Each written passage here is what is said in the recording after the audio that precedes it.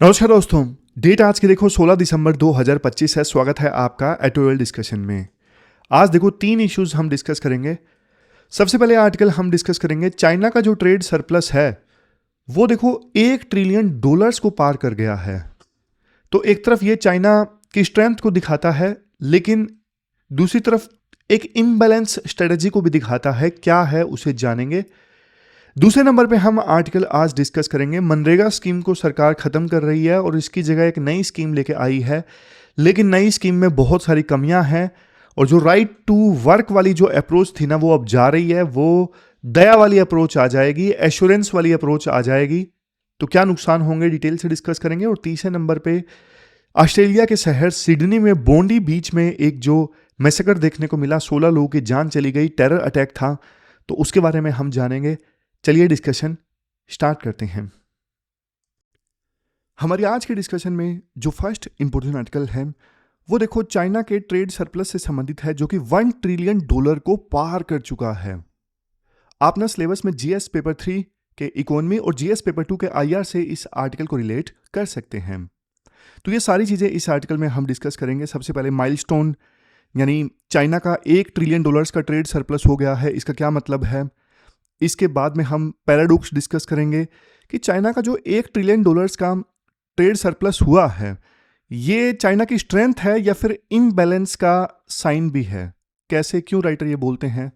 फिर structural shift की बात करेंगे कि चाइना देखो अब खिलौने नहीं एक्सपोर्ट करता, चाइना कुछ और बेच रहा है दूसरे देशों को। की कंसेप्ट जानेंगे, इन्वोल्यूशन और चाइना शोक 2.0। और सबसे लास्ट में जियो पॉलिटिक्स की भी बात करेंगे कि चाइना यूएस के टैरिफ लगाने के बावजूद इतना ज्यादा ट्रेड सरप्लस कैसे सिक्योर कर पाया है। लेकिन देखो सबसे पहले ना बेसिक्स हम क्लियर करते हैं, इसको हम ऊपर ले जाते हैं। सबसे पहले हम बेसिक्स क्लियर करते हैं। ट्रेड सरप्लस का मतलब क्या है, आप ना सोच के देखिए। महेश है, महेश की ना एक दुकान है, महेश की एक दुकान है और महेश अपनी दुकान से ना $100 का जो सामान है ना वो दूसरे देश को एक्सपोर्ट करता है और $20 का जो सामान है वो दूसरे देश से खरीदता है। तो महेश के पास में $80 बचे, तो ये महेश का ट्रेड सरप्लस है। मतलब ट्रेड सरप्लस देखो उन देशों का होता है जो एक्सपोर्ट ज्यादा करते हैं दूसरे देशों को और दूसरे देशों से इंपोर्ट कम करते हैं, माल ज्यादा बेचते हैं, खरीदते कम है दूसरे देशों से। तो साल 2025 के पहले 11 महीनों में ना चाइना का ट्रेड सरप्लस $1 ट्रिलियन क्रॉस कर गया है। आज तक देखो किसी भी देश ने ना इतने कम समय में ये फिगर जो है वो टच नहीं किया है। लेकिन ट्विस्ट क्या है, ट्विस्ट देखो ये है, यूएस ने ना अप्रैल 2025 में ना चाइना पर भारी टैरिफ लगाए थे, टैक्स लगाए थे। चाइना से इंपोर्ट होने वाले माल पर टैक्स इंक्रीज कर दिया था यूएसए ने। इस वजह से चाइना का जो यूएस एक्सपोर्ट है वो 29% तक गिर गया। लेकिन फिर भी चाइना का जो ओवरऑल सरप्लस है वो रिकॉर्ड तोड़ रहा है। लेकिन आखिरकार चाइना ने ये किया कैसे, तो थोड़ा हम डीपली इस चीज को देखते हैं। यहां पे देखो एशिया सोसाइटी पॉलिसी इंस्टीट्यूट के एक थिंकर हैं लिजी सी ली, इनका एनालिसिस भी हम यूज करेंगे। उन्होंने देखो ये बोला था कि it is as much a sign of imbalance as it is of strength. मतलब चाइना का जो ये ट्रेड सरप्लस इतना ज्यादा बड़ा है ना, एक तरफ देखो ये स्ट्रेंथ का साइन है, लेकिन दूसरी तरफ ये इम्बैलेंस का भी साइन है। कैसे, स्ट्रेंथ क्या है, मतलब क्यों चाइना इतना ट्रेड सरप्लस अचीव कर पाया, क्या चाइना की स्ट्रेंथ है। सबसे पहले प्रोडक्शन एट स्केल। चाइना ने देखो पिछले 20 सालों में ना बहुत बड़ी बड़ी फैक्ट्रीज लगाई हैं, मैसिव फैक्ट्रीज का जाल बिछाया है पिछले 20 सालों में। फिर दूसरा है सप्लाई चेन इकोसिस्टम। उन्होंने ना मैन्युफैक्चरिंग का जो पूरा जाल है ना वो क्लस्टर्स की फॉर्म में बिछाया है। मतलब एक क्लस्टर में कोई चीज आप प्रोड्यूस कर रहे हो, उससे संबंधित रॉ मटेरियल भी आपको मिल जाता है, वैल्यू एडिशन आपको मिल जाता है, मतलब सब कुछ वहीं से एक्सपोर्ट हो जाती हैं चीजें, एक ही क्लस्टर में आपके सारे काम हो जाते हैं। तो ऐसे क्लस्टर्स की बहुत सारी सप्लाई चेन इकोसिस्टम चाइना ने बनाया है। फिर नेक्स्ट है वीक करेंसी। चाइना की जो करेंसी थी वो थोड़ी वीक थी, जिससे एक्सपोर्ट चाइना को ज़्यादा हुआ, एक्सपोर्ट सस्ता हुआ। सीधी सी बात है, आपकी करेंसी अगर वीक है ना तो आप ज़्यादा सामान बेच पाते हो, तो आपका सामान फिर लुक्रेटिव रहता है विदेशी मार्केट में। जैसे मान लीजिए इंडिया के कंटेक्स्ट में देखिए, $1 में 60 रुपये हैं और दूसरे केस में $1 में 80 रुपये हैं। तो पहले केस में तो इंडिया से कोई पेंसिल बनाने वाला है, $1 में सिर्फ 60 पेंसिल बेच पाएगा। लेकिन दूसरे केस में जब हमारा रुपी कमजोर है डॉलर के मुकाबले में, तो वो $1 में 80 पेंसिल जो है वो एक्सपोर्ट कर पाएगा। तो 80 पेंसिल $1 में ये बेचना ज़्यादा आसान होगा। तो चाइना की करेंसी भी वीक थी, जिसका फायदा चाइना को हुआ है, एक्सपोर्ट ज़्यादा हुआ है। तो स्ट्रेंथ तो हमने जान ली। अब बात करते हैं इम्बैलेंस की। इम्बैलेंस क्यों? देखो, सरप्लस तब बढ़ता है जब आप बेच ज्यादा रहे हो पर खुद कम खरीद रहे हो। लेकिन देखो, चाइना में ना अभी डोमेस्टिक डिमांड बहुत कमजोर है, ये ध्यान देने वाली बात है। चाइना दूसरे देशों को ज्यादा बेच रहा है। उसका एक रीजन ये भी है कि चाइना में ना डोमेस्टिक डिमांड बहुत कम है। चाइना में ना लोग खर्चा नहीं कर रहे हैं, चाइना में इन्वेस्टमेंट कम है, फैक्ट्री सामान बना रही है, बट चाइनीज लोग वो सामान नहीं खरीद रहे हैं। तो मजबूरन चाइनीज फैक्ट्रीज को वो जो सामान है ना वो बाहर बेचना पड़ रहा है। तो ये जो साइन है ना, ये हेल्दी ग्रोथ का साइन नहीं है, ये अनबैलेंस्ड ग्रोथ है। अनबैलेंस्ड ग्रोथ है कि क्या चाइना का ये एक्सपोर्ट दूसरे देशों को सस्टेनेबल है? देखो, सिर्फ दूसरे देशों पर डिपेंडेंसी सही नहीं होती, डोमेस्टिक डिमांड का होना जरूरी होता है। लेकिन चाइना में डोमेस्टिक डिमांड नहीं है, वहां के लोग नहीं खरीद रहे हैं। फिर इसके बाद राइटर बोलते हैं, देखो, जब आप चाइना के बारे में एक इमेज बनाते हो मन में, तो आपके दिमाग में क्या आता है? सस्ता माल, बोलते हैं ना, चाइनीज माल है, सस्ते प्लास्टिक के खिलौने, सस्ते कपड़े। लेकिन देखो, अब ना डेटा चेंज हो चुका है। आज का चाइना वो चाइना नहीं रहा। ओल्ड चाइना ये सब चीजें करता था, टेक्सटाइल, टॉयज, फर्नीचर, ये एक्सपोर्ट कर दिया क्योंकि उनके पास में ना लेबर का एडवांटेज था, सस्ती लेबर थी। लेकिन आज उनके पास सस्ती लेबर नहीं है। नया जो चाइना है ना वो एक्सपोर्ट कर रहा है integrated circuits, electric vehicles, advanced machinery. China देखो अब ना वैल्यू चेन में काफी ऊपर चढ़ गया है। वो अब $5 का खिलौना बेचने में इंटरेस्टेड नहीं है, वो $20,000 की ईवी बेचने में ज्यादा इंटरेस्टेड है, इलेक्ट्रिक व्हीकल बेचने में ज्यादा इंटरेस्टेड है। अब यहां पे ना एक केस स्टडी राइटर देते हैं एंटी इन्वोल्यूशन की। क्या है केस स्टडी? ये देखो, एंटी इन्वोल्यूशन। आप बोलोगे सर ये इन्वोल्यूशन क्या होता है? इन्वोल्यूशन मैं आपको आसान शब्दों में बताता हूं, काफी इंपॉर्टेंट टर्म है। देखो, इन्वोल्यूशन का मतलब होता है अंदर ही अंदर एक इंटेंस कंपटीशन, जो देखो आपकी प्रोडक्टिविटी बढ़ा नहीं रहा है। नहीं समझ में आया? ध्यान से सुनिएगा। अभी देखो, चाइना में ना ओवर कैपेसिटी है। ओवर कैपेसिटी मतलब फैक्ट्रीज ना चाइना में अभी जरूरत से ज्यादा प्रोड्यूस कर रही हैं, जरूरत से ज्यादा फैक्ट्रीज प्रोड्यूस कर रही हैं, लेकिन डोमेस्टिक डिमांड इतनी है नहीं, जैसा मैंने पहले भी बताया, इसलिए मजबूरी में उन्हें दूसरे देशों में बेचना पड़ रहा है। लेकिन देखो, डोमेस्टिक डिमांड इतनी नहीं है, फैक्ट्री ज्यादा प्रोड्यूस कर रही हैं, तो विभिन्न फैक्ट्रीज का ना आपस में कंपटीशन बहुत ज्यादा है। विभिन्न फैक्ट्रीज का, विभिन्न कंपनीज का ना आपस में ही प्राइस वार लड़ रहा है, प्राइस वार चल रहा है उनका आपस में। क्यों? क्योंकि देखो, मैंने बोला ना, उतने ग्राहक नहीं है, फैक्ट्री ज्यादा प्रोड्यूस कर रही हैं, तो सामान बेचने के लिए आपस में कंपटीशन तो चलेगा ना। वही चाइना में अभी चल रहा है। वो इतना प्राइस कट कर रहे हैं कि प्रॉफिट बिल्कुल खत्म हो रहा है, प्रॉफिट बिल्कुल खत्म हो रहा है, और कंपनीज जो है वो एक दूसरे का प्रॉफिट खा रही हैं। इसे ही बोलते हैं इन्वोल्यूशन। इन्वोल्यूशन बोलते हैं कि आपस में कंपटीशन बहुत ज्यादा है, अंदर ही अंदर बहुत ज्यादा कंपटीशन है, लेकिन इससे प्रोडक्टिविटी नहीं बढ़ रही है और प्राइस कटिंग ज्यादा चल रही है। तो ये देखो, लंबे समय तक सस्टेनेबल नहीं रहेगा। तो चाइना की सरकार अब इस इन्वोल्यूशन को ना रोकने की कोशिश कर रही है। अब इसके बाद नेक्स्ट एस्पेक्ट में राइटर ये बोलते हैं, अगर देखो अमेरिका सामान नहीं खरीद रहा है टैरिफ के कारण, तो फिर चाइना का सामान कौन खरीद रहा है? देखो, चाइना ने ना यूएस को रिप्लेस नहीं किया, चाइना ने चालाकी खेली। पहली चीज, चाइना ने नए मार्केट्स ढूंढ दिए, जैसे ग्लोबल साउथ में Africa, Latin America, middle east, यहां पे नए मार्केट ढूंढ लिए चाइना ने। और इसके अलावा जैसे साउथ ईस्ट एशिया है, आसियान कंट्रीज हैं, यहां पे चाइना का जो एक्सपोर्ट है बहुत ज्यादा बड़ा है। लेकिन यूएस के साथ भी ना चाइना ने चालाकी की है। क्या चालाकी की है? देखो, यूएस ने बोल दिया कि चाइना वाले हमारे यहां पे सामान नहीं भेज सकते, भेजेंगे तो बहुत ज्यादा टैरिफ लगेगा। तो चाइना ने क्या किया?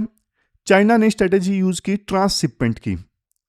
ट्रांसशिपमेंट मतलब पहले चाइना का सामान जाता है वियतनाम में या मैक्सिको में, वहां पे जो चाइनीज लेबल है जो माल के ऊपर लगा है वो चेंज होता है, या फिर थोड़ी बहुत वैल्यू एडिशन या फिर थोड़ी बहुत असेंबली चलती है, फिर वियतनाम या मैक्सिको से माल फर्दर जाता है यूएसए में। क्योंकि यूएसए ने चाइना के ऊपर टैरिफ लगाए हैं, मैक्सिको या वियतनाम के ऊपर नहीं लगाए हैं, तो वही चाइना का जो माल है वो लेबल चेंज होके रीराउट होके यूएसए पहुंच जाता है। तो ये जो स्ट्रेटेजी है चाइना की, ये है रीराउटिंग। तो सरप्लस का जो बड़ा हिस्सा है वो देखो यहां से आ रहा है। इसके बाद देखो राइटर बोलते हैं, इकोनॉमिस्ट मैगजीन में ना ऑथर डेविड डोन और गॉर्डन हैंसन का ना एक पेपर छपा था, जिसमें ना उन्होंने एक टर्म दिया, द चाइना शोक। 2001 से लेकर 2011 के बीच में ना पूरी दुनिया ने चाइना का शोक 1.0 देखा। कैसे? देखो, जब 2001 में चाइना WTO में शामिल हुआ ना, तो देखो सस्ते चाइनीज सामान ने ना अमेरिका की मार्केट को हिला कर रख दिया था, और इसकी वजह से अमेरिका में ना ऑलमोस्ट 24 लाख लोगों की जॉब चली गई थी। क्यों? क्योंकि सस्ता चाइनीज सामान बिल्कुल यूएस में बहुत धड़ल्ले से बिकने लगा था, और यूएसए का जो सामान था सॉरी वो शेल्फ से गायब। तो ये शोक 1.0 था। लेकिन अब दुनिया देख रही है चाइना का शोक 2.0। अब दुनिया डर रही है दूसरे शोक से। लेकिन देखो, इस बार ये सस्ते कपड़ों का नहीं है, ये है एडवांस टेक्नोलॉजी का। Electric vehicles, battery, solar panels, electronics, China के ये सारे जो प्रोडक्ट्स हैं ना वो दुनिया भर की जो मार्केट में है ना धीरे धीरे छा रहे हैं। इसकी वजह से यूरोप और यूएसए दोनों घबराए हुए हैं कि हमारी जो इंडस्ट्रीज हैं वो बर्बाद हो जाएंगी। जैसे जर्मनी को डर है, जर्मनी तो अपने ऑटोमोबाइल सेक्टर के लिए जाना जाता है, BMW वगैरह कारें कहाँ की हैं? जर्मनी की हैं। लेकिन वो सब फेल हो जाएंगी अगर चाइना की BYD कंपनी या फिर दूसरी कंपनीज जो हैं वो ज्यादा चलने लगेंगी। इस वजह से ना फ्रांस के राष्ट्रपति हैं मैक्रोन, उन्होंने तो चाइना पे आरोप भी लगाया कि चाइना पूरी ग्लोबल मार्केट को ना डिस्टोर्ट कर रहा है, चाइना डंपिंग कर रहा है विभिन्न देशों में। डंपिंग मतलब माल को ना विभिन्न देशों में बहुत ज्यादा सस्ता करके बेच रहा है। मतलब उतना सस्ता तो चाइना के खुद के देश में नहीं बिकता माल। कोई प्रोडक्ट है, BYD कार है, चाइना में बिक रही है फॉर एग्जांपल $10,000 की, लेकिन चाइना सब्सिडी दे के वही कार दूसरे देशों में बिकवा रहा है $5,000 की। तो ये डंपिंग है। तो लास्ट में अब कंक्लूजन की बात करते हैं, आगे क्या? देखो, चाइना में ना हर साल दिसंबर में सेंट्रल इकोनॉमिक वर्क कॉन्फ्रेंस आयोजित होती है, CEWC। और इस कॉन्फ्रेंस में ना चाइना की आगे की इकोनॉमी पॉलिसी डिसाइड होती है। तो इस बार देखना होगा कि क्या डिसाइड होता है। एक तरफ देखो जीत के संकेत हैं कि चाइना का ट्रेड सरप्लस इतना ज्यादा बढ़ गया है, दूसरी तरफ हम देख रहे हैं कि इंटरनल वीकनेस भी है। मतलब चाइना में यह महसूस किया जा रहा है कि हमारे अपने लोग गरीब हैं और वो खरीद नहीं पा रहे हैं, और हमें दूसरे देशों में सामान बेचना पड़ रहा है। तो इस मीटिंग का फोकस होगा, इस कॉन्फ्रेंस का फोकस होगा बैलेंस लेके आना, एक्सपोर्ट पे जो निर्भरता है उसे कम करना और डोमेस्टिक कंजम्पशन को इंक्रीज करना। लेकिन देखो, शॉर्ट टर्म में बोलें तो चाइना का जो ये एक्सपोर्ट इंजन है वो इतना जल्दी नहीं रुकने वाला है। तो ये पूरा आर्टिकल हमने डिस्कस किया, चलते हैं आगे। इसके बाद नेक्स्ट आर्टिकल देखो, विकसित भारत गारंटी फॉर रोजगार एंड आजीविका मिशन बिल 2025 से संबंधित है। देखो, मनरेगा स्कीम के बारे में आप सबने सुना होगा। मनरेगा स्कीम रूरल एरियाज की लाइफलाइन है। 100 दिनों का गारंटी वर्क मिलता है 1 साल में। लेकिन अब सरकार ना मनरेगा को रिप्लेस करके एक बिल लेके आई है। मतलब मनरेगा की जगह एक नई स्कीम होगी, VBGRAM, यानी विकसित भारत गारंटी फॉर रोजगार एंड आजीविका मिशन। यह मिशन का नया नाम होगा। क्या क्या चेंजेस होंगे, क्यों बोला जा रहा है कि ये जो स्कीम है ये मनरेगा की जो मूल भावना है उसे खत्म कर देगी, वो सब हम इस आर्टिकल में डिस्कस करेंगे। मेनली देखो ये सारी चीजें डिस्कस करेंगे। कंटेक्स्ट क्या है, मनरेगा क्यों आया था, हिस्ट्री एंड बेसिक्स, शिफ्ट मतलब इस स्कीम में क्या शिफ्ट देखने को मिल रहा है। मनरेगा में राइट बेस्ड अप्रोच थी, लेकिन इस स्कीम में स्कीम बेस्ड अप्रोच है। क्या है स्कीम बेस्ड अप्रोच? बिल को डिकोड करेंगे, 4 खतरनाक प्रोविजंस क्या हैं जो रूरल इंडिया को अफेक्ट करेंगे, फिस्कल फेडरलिज्म की बात करेंगे, सेंटर वर्सेस स्टेट फंडिंग का खेल, और लास्ट में क्रिटिकल एनालिसिस करेंगे क्यों ये बिल जो है राइटर के द्वारा एंटी पुअर बोला जाता है। तो एक एक करके हम सारे जो प्रोविजंस हैं वो डिस्कस करेंगे, लेकिन पहले देखो फाउंडेशन स्ट्रॉन्ग करते हैं, बेसिक्स क्लियर करते हैं। देखो मनरेगा स्कीम जो 2005 में आई थी, ये सिर्फ एक स्कीम नहीं थी, ये कानून था। मतलब इसका नारा जो था शुरुआत में वो ये था, हर हाथ को काम दो, काम का पूरा दाम दो। ये नारा था जब मनरेगा आई थी 2005 में।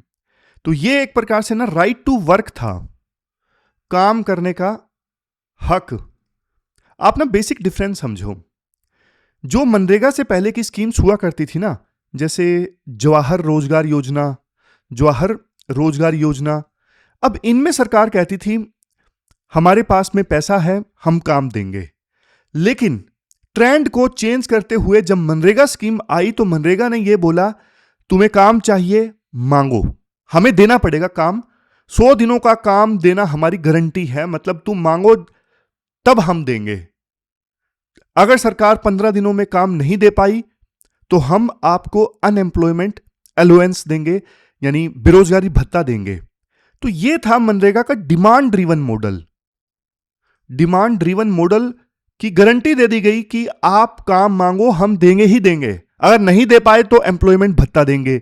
और उससे पहले की स्कीम्स क्या थी कि हमारे पास पैसा है, हम आपको काम दे देंगे, कब देंगे, कैसे देंगे, कितना देंगे, कोई कानून नहीं, कोई गारंटी नहीं, नहीं दे पाए तो क्या बेरोजगारी भत्ता देंगे, नहीं, कोई गारंटी नहीं।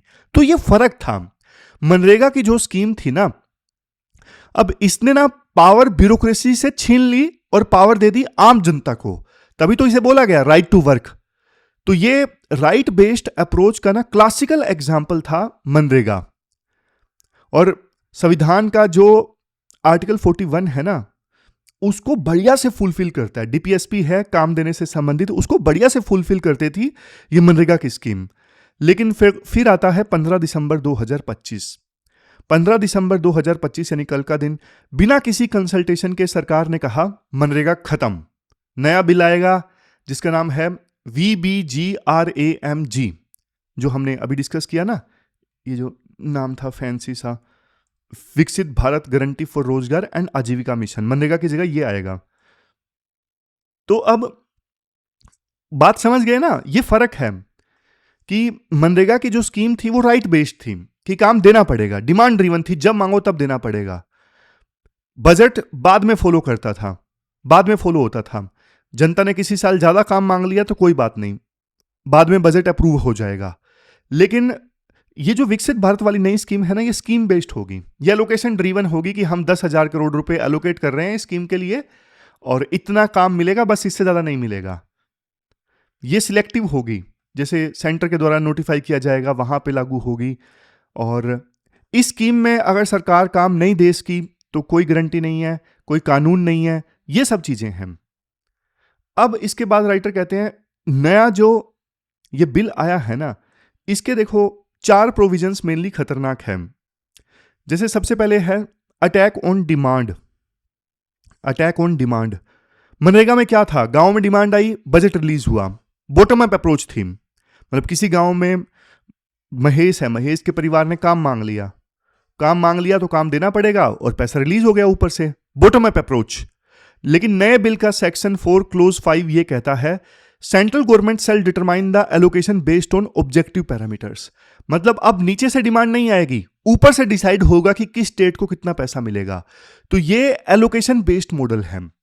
जो ब्यूरोक्रेट्स हैं वो देखो एसी के कमरे में बैठकर डिसाइड करेंगे कि बिहार के गांव में कितने दिन का काम चाहिए, और अगर एलोकेशन खत्म हो गया तो काम खत्म, फिर सरकार के ऊपर कोई लीगल बाइंडिंग नहीं है।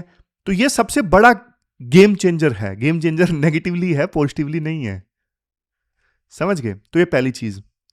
फिर इसके बाद में दूसरा प्रोविजन है एंड ऑफ यूनिवर्सलिटी। देखो मनरेगा ना पूरे इंडिया के रूरल एरियाज में लागू था, यूनिवर्सल था।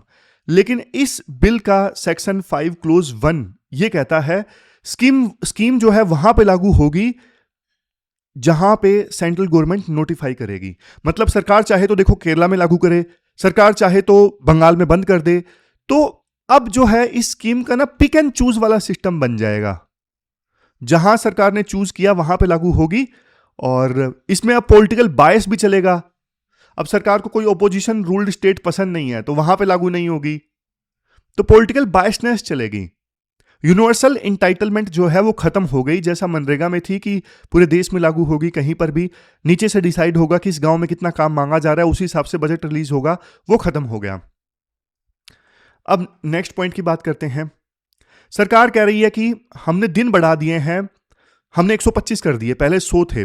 अब देखो सुनने में अच्छा लगता है, लेकिन सेक्शन 5 क्लोज 1 इसमें कैच है। स्टेट गवर्नमेंट को जिम्मेदारी दी गई है 125 दिन देने की। मतलब कि एज पर सेंट्रल नॉर्म्स, देखो मनरेगा में 100 दिन का प्रोमिस भी पूरा नहीं होता था। एवरेज 50-55 डेज का काम मिलता था जब कोई मांगता था। क्यों? क्योंकि फंड्स जो हैं वो स्क्वीज किए जाते थे, फंड्स दिए ही नहीं जाते थे।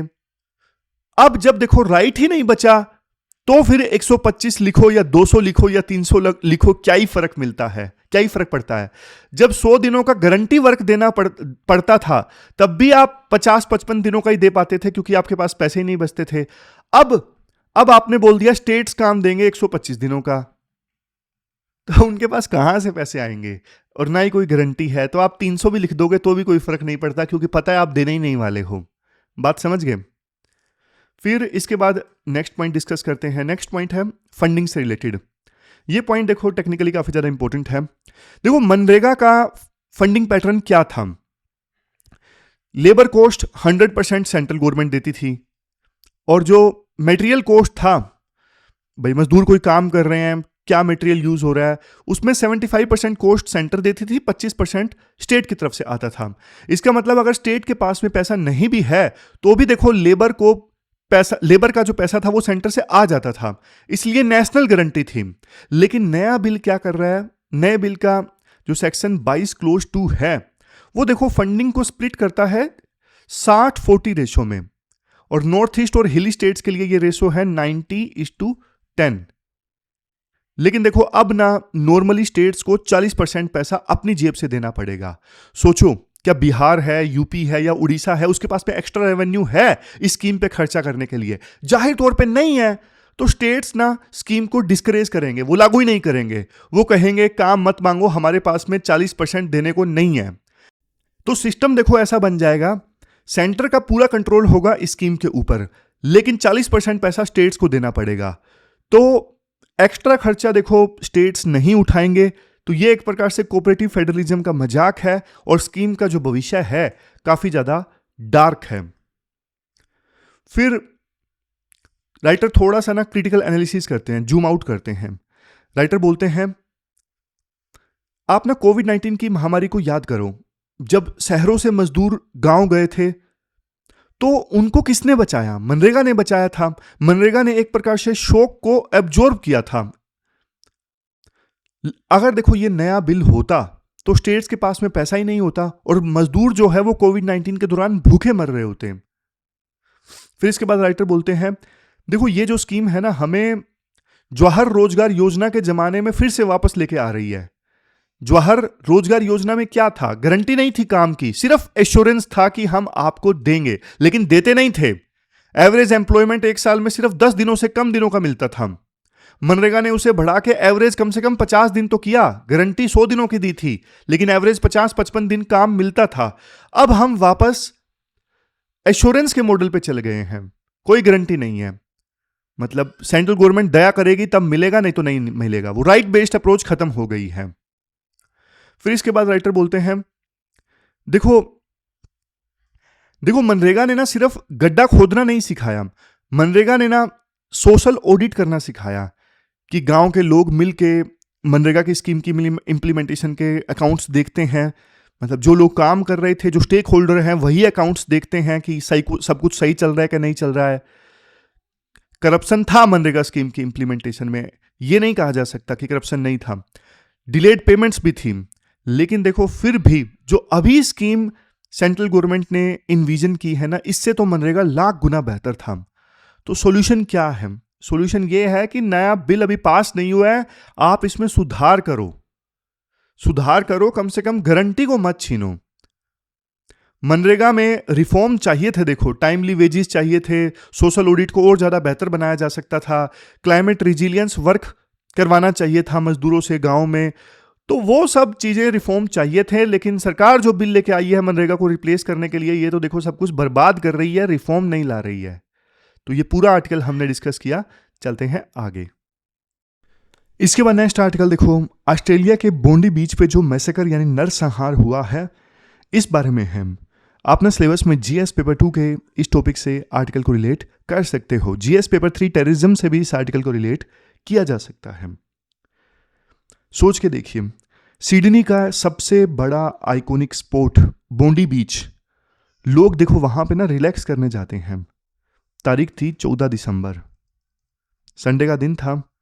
अब ये जो दिन था ना, ज्यूइश कम्युनिटी के लिए यानी यहूदियों के लिए बहुत खास था, क्योंकि ये दिन वो सेलिब्रेट करते हैं एज ए हनुका। हनुका मतलब फेस्टिवल ऑफ लाइट्स। यहूदियों का मेजर त्योहार है, जैसे हम दिवाली मनाते हैं ना, वैसे ही वो देखो हनुका मनाते हैं। तो वहां पे ना एक ज्यूइश गैदरिंग इकट्ठा हुई थी। अचानक देखो 2 बंदूकधारी वहां पे आते हैं और अंधाधुंध उन्होंने फायरिंग स्टार्ट कर दी। रिजल्ट क्या हुआ? रिजल्ट हुआ मैसेकर यानी नरसंहार। कम से कम 16 लोग मारे गए। इसमें देखो एक 10 साल की बच्ची भी थी और एक 87 ईयर्स ओल्ड होलोकास्ट सर्वाइवर भी था। मतलब हिटलर ने जो यहूदियों को कंसंट्रेशन कैंप्स में मारा था ना, होलोकास्ट में, तो होलोकास्ट सर्वाइवर भी एक व्यक्ति था।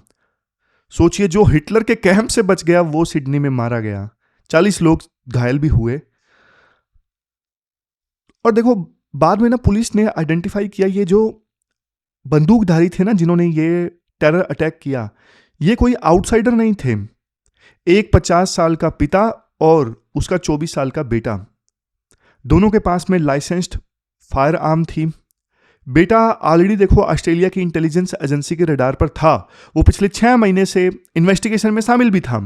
तो पुलिस ने फादर को शूट कर दिया। बेटा अभी देखो हॉस्पिटल में कस्टडी में है। तो ये देखो लोन वोल्फ अटैक था। मतलब लोन वोल्फ अटैक बोल लीजिए या फिर फैमिली रेडिकलाइजेशन बोल दीजिए।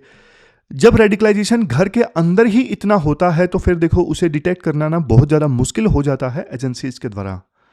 आर्टिकल ये कहता है कि देखो ऑस्ट्रेलिया में ना 1996 के बाद से ये अभी तक का सबसे बड़ा हमला है।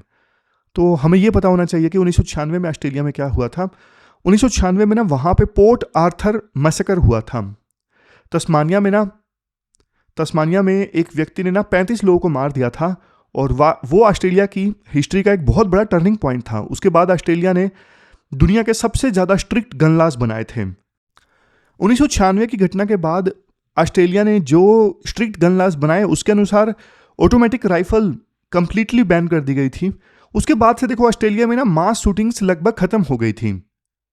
लेकिन अभी ये बोंडी बीच पे जो शूटिंग हुई है ना, इससे वो जो शांति है वो भंग हो गई है।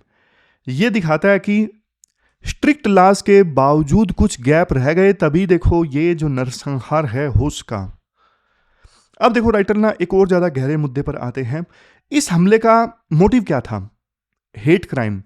इस हमले का मोटिव था एंटीसेमिटिज्म। एंटीसेमिटिज्म का मतलब है जूस के खिलाफ नफरत या फिर दुश्मनी, यानी यहूदियों से नफरत या फिर यहूदियों से दुश्मनी।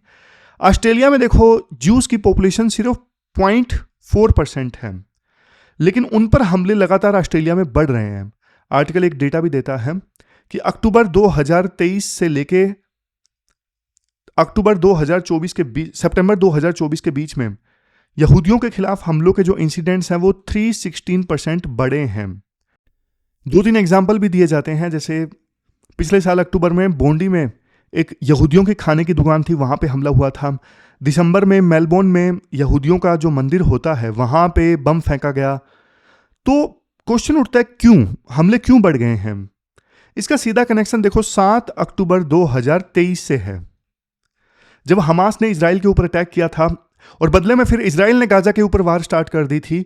इस वार के जो विजुअल्स हैं ना वो पूरी दुनिया ने देखे, तो इसकी वजह से ना पोलराइजेशन पूरी दुनिया में बहुत ज़्यादा बढ़ गया है और ऑस्ट्रेलिया भी इसका शिकार हुआ है, ऑस्ट्रेलिया में भी यही हुआ है। अब यहां पे वैसे देखो एक और मेजर प्लेयर है ईरान। ऑस्ट्रेलिया ने ना अगस्त में ऑफिशियली ईरान पर आरोप लगाया था और यह कहा था कि ईरान वहां पे ना एंटीसेमिटिक अटैक्स को डायरेक्शन दे रहा है।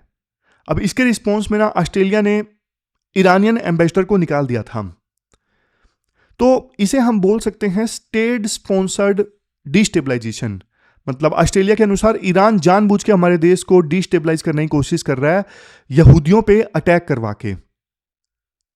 समझ गए? स्टेट स्पॉन्सर्ड डिस्टेबलाइजेशन का मतलब होता है जब एक देश दूसरे देश की इंटरनल सोसाइटी में आग लगाता है, यह होता है स्टेट स्पॉन्सर्ड डिस्टेबलाइजेशन। और ये देखो डिप्लोमेटिक रिलेशंस का एक प्रकार से ब्रेकडाउन है। फिर इसके बाद राइटर बोलते हैं कि देखो ऑस्ट्रेलिया में ना प्राइम मिनिस्टर एंथनी एल्बनीज जो है उन्होंने शांति की अपील की है, कहा है बी ईच अदर लाइट, मतलब एक दूसरे का सहारा बनो। वो चाहते हैं कि सोसाइटी डिवाइड ना हो। और जो इजराइल के प्रधानमंत्री हैं नेतान्याहू, उन्होंने ऑस्ट्रेलिया के पीएम को क्रिटिसाइज किया है। नेतान्याहू ने यह बोला है कि एल्बनीज की जो पॉलिसीज हैं वो रिस्पॉन्सिबल हैं यहूदियों के खिलाफ अटैक्स के लिए। ऑस्ट्रेलिया ने देखो हाल ही में ना पैलेस्टीनियन स्टेटहुड को रिकॉग्नाइज किया था। नेतान्याहू के हिसाब से इस रिकॉग्निशन ने ना ऑस्ट्रेलिया में जो एक्सट्रीमिस्ट हैं उनको हौसला दे दिया कि ऑस्ट्रेलिया की सरकार हमारे साथ में है, वो तो पैलेस्टीन के स्टेटहुड को रिकॉग्नाइज कर रही है। तो क्या नेतान्याहू की बात सच है? देखो ये डिबेटेबल पॉइंट है। वैसे राइटर ये भी बोलते हैं कि नेतान्याहू जो है हर बार अपनी फेलियर छुपाने की कोशिश करते हैं। इजराइल में 1200 डेथ्स हुई हैं और वहां से ध्यान हटा रहे हैं, नेतान्याहू ऑस्ट्रेलिया की तरफ ज्यादा ला रहे हैं। समझ गए? लेकिन देखो ये इतना बड़ा अटैक ऑस्ट्रेलिया में हो उसका कहीं ना कहीं इंटेलिजेंस का फेलियर था। बेटा और बाप दोनों इंटेलिजेंस की वॉच लिस्ट पर थे, मतलब बेटा ज़्यादा था, बाप नहीं था। और इंटेलिजेंस की हिट लिस्ट में होने के बावजूद वो इतना बड़ा अटैक कर पाए, प्रीएम्प्टिव एक्शन नहीं लिया गया। तो ये पता लगता है गन कंट्रोल में लूप होल्स रह गए। फादर के पास में लाइसेंस्ड गन थी, मतलब सिस्टम एक पोटेंशियल एक्सट्रीमिस्ट को वेपन देता है। तो रेगुलेशंस को और ज़्यादा टाइट करने की आवश्यकता है ऑस्ट्रेलिया में भी। तो कुल मिला के देखो ऑस्ट्रेलिया फोकस ज़्यादा आर्टिकल है, लेकिन कई बार केस स्टडी के लिए पॉइंट्स मिल जाते हैं। तो ये पूरा आर्टिकल हमने डिस्कस किया। लास्ट में क्वेश्चन देख लेते हैं। लास्ट में देखो ये क्वेश्चन आपको अटेम्प्ट करना है, 15 मार्क्स का क्वेश्चन है, 250 वर्ड्स में इस क्वेश्चन का आंसर देना है। तो ये थी हमारी आज की डिस्कशन। कल मिलते हैं फिर से एक नई डिस्कशन के साथ। तब तक आप अपना ध्यान रखिए, अच्छे से पढ़िए। Thank you very much for discussion.